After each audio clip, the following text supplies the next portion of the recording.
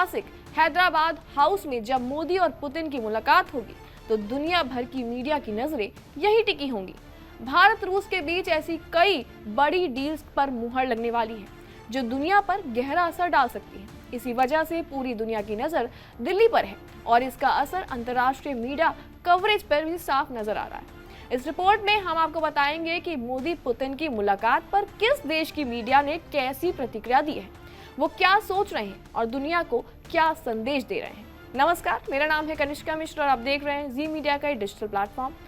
सबसे पहले बात करेंगे ब्रिटेन, फ्रांस और जर्मनी की, तो उनमें स्पष्ट नाराजगी दिखाई दे रही है। दरअसल इसी के चलते तीनों देशों के राजदूतों ने मिलकर एक अखबार के लिए लेख लिखा और रूस पर युद्ध के आरोप लगाए, पुतिन को मानवाधिकार उल्लंघन का दोषी भी ठहराया और भारत को ये संकेत देने की भी कोशिश की कि रूस से दूरी बनाई जाए। भारतीय विदेश मंत्रालय ने इसे अनुचित और असम्मानजनक करार दिया और ये भी विदेशी मीडिया की सुर्खियों में बन गया। तो वहीं यूरोपीय मीडिया लिख रही है कि भारत पश्चिम के दबाव में नहीं, तो वहीं कई यूरोपीय अखबारों ने भी लिखा है कि भारत ने यूक्रेन युद्ध के बावजूद रूस को छोड़ा नहीं है और S-400 और SCO-57 परमाणु साझेदारी और ऊर्जा सौदों में भारत रूस रिश्तों पर और मजबूत होने जा रहे हैं। फाइनेंशियल टाइम्स ने लिखा है कि भारत रूस को रणनीतिक संतुलन का एक जरूरी स्तंभ मानता है, तो वहीं लिख रहा है कि मॉस्को और दिल्ली एक दूसरे के करीब आ रहे हैं और ये वॉशिंगटन के लिए असहज है। ब्लूमबर्ग की रिपोर्ट्स में लगातार लिखा जा रहा है कि पुतिन की भारत यात्रा ऐसे समय में हो रही है जब रूस को यूक्रेन युद्ध के कारण पश्चिम ने अलग थलग किया है, लेकिन भारत उस दबाव को नहीं मान रहा और पुतिन का भारत आना उनके बढ़ते कूटनीतिक आत्मविश्वास का संकेत है। ब्लूमबर्ग ने यह भी लिखा है कि जब मोदी जुलाई में मॉस्को गए थे तो अमेरिका में काफी चिंता पैदा हुई थी। ब्लूमबर्ग के मुताबिक भारत रूस की ये नई गर्माहट अमेरिका की उस नीति के विरुद्ध है जो पुतिन को अछूत बनाना चाहती है।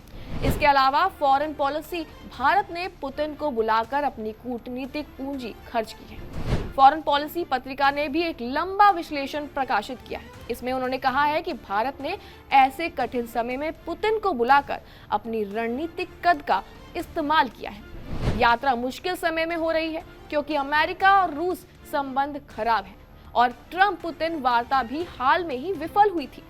लेख में स्टैनफोर्ड यूनिवर्सिटी के सीनियर फेलो सुमित गांगुली के हवाले से लिखा गया है कि भारत और रूस दोनों अमेरिका के दबाव के कारण एक दूसरे के करीब आ रहे हैं। पत्रिका ने यह भी लिखा और यह भी याद दिलाया कि पाकिस्तान संकट खत्म होने के बाद मोदी ने ट्रंप के 4 फोन कॉल नहीं उठाए थे। उसके तुरंत बाद अमेरिका ने भारत पर 50% का टैरिफ लगा दिया था और यही कारण है कि भारत का रूस की तरफ झुकाव और भी ज्यादा साफ तरीके से नजर आ रहा है। और आखिर में बात करें अगर वॉशिंगटन पोस्ट और अमेरिकन एनालिस्ट की, तो अमेरिकी थिंक टैंक और मीडिया ये सवाल उठा रहे हैं कि क्या भारत रूस को एक वैध वैश्विक नेता के तौर पर खड़ा कर रहा है। उनका कहना है कि भारत रूसी तेल और हथियारों का सबसे बड़ा बाजार है। पुतिन की भारत यात्रा से अमेरिका को ये संदेश जाता है कि भारत अपनी रणनीतिक स्वायत्तता पर अडिग है। कई अमेरिकी टिप्पणीकारों ने यह भी लिखा है कि अमेरिका को भारत की जरूरत है, लेकिन भारत को अमेरिका की शर्तों की नहीं है। तो वहीं अगर बात करें इस पूरे प्रकरण के निष्कर्ष की, तो दुनिया इस यात्रा को किस रूप में देख रही है।